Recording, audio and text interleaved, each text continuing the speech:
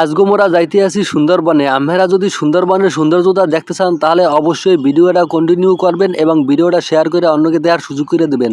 নৌকোয় চললে মোরা কিন্তু সুন্দরবনে চলে যাবো, মোগলাগে বন্ধু বান্ধব সহ আরো কয়েকটা ঘুরাগারা আছে। কি আর করমু, পোলাপানের কান্দাকাটির লেগে এই পোলাপান গুলান সাথে লইয়া যাওয়া লাগতে আছে।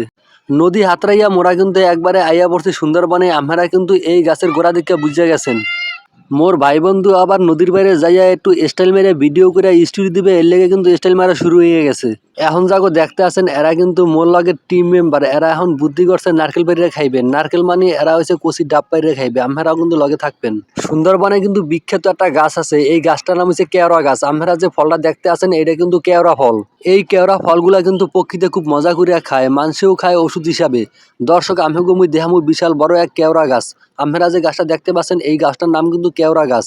গাছটা কিন্তু বিশাল বড়। এই গাছে কিন্তু লক্ষ লক্ষ ফল ধরে।